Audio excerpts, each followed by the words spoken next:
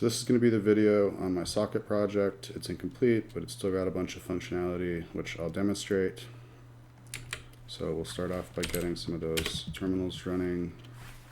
First, the server, of course.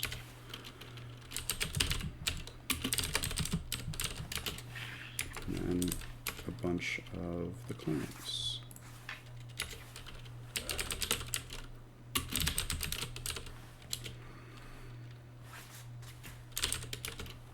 It automatically prompts for the registration instead of having it be able to register multiple times on a single terminal. So you'll see that when I launch the client and it initializes the connection, it'll automatically just ask me for a username.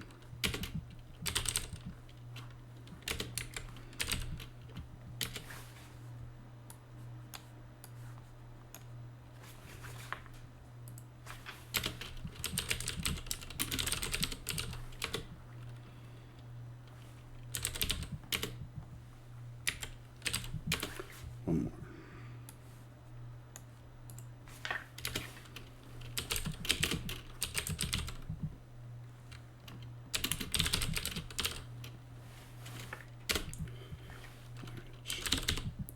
So on one of these, we'll do a query players so you can see that they're visible to each other, which they are, of course. And then on this one over here, we will start a game with two of the players.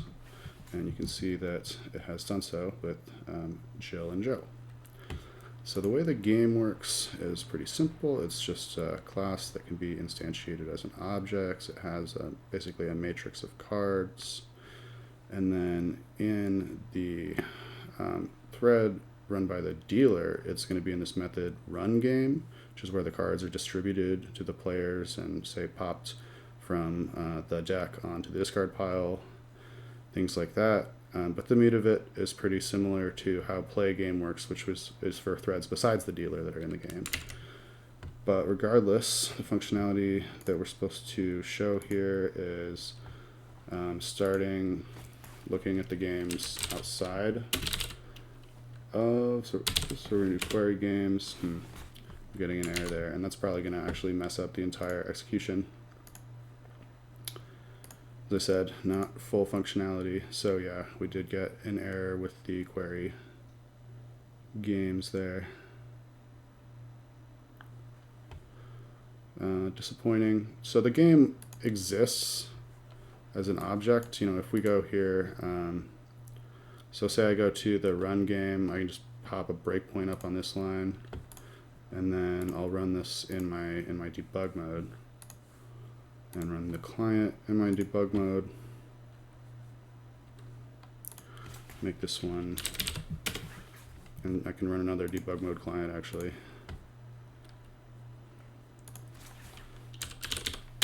All right, so we've got this, and then I do start game 2.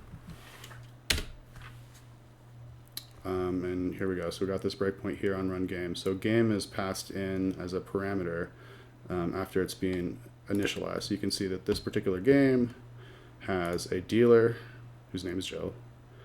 It's got the deck. Obviously, it's got the cards.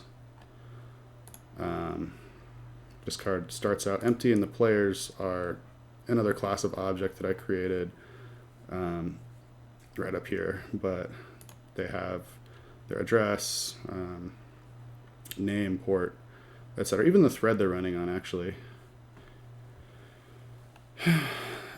So that's how it was supposed to work. That was the dream.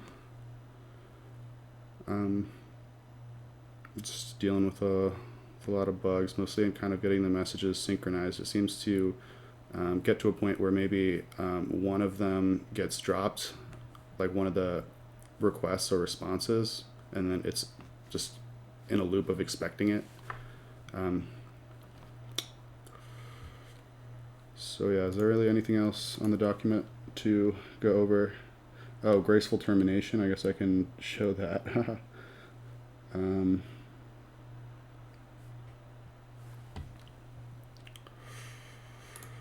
Sure. So essentially I just had this little, like, if the response is goodbye, exit.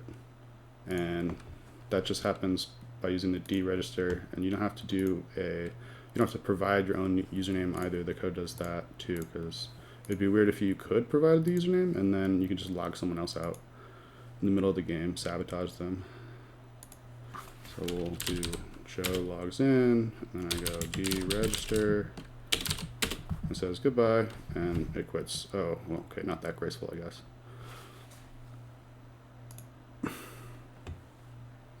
Anyway, thanks for watching.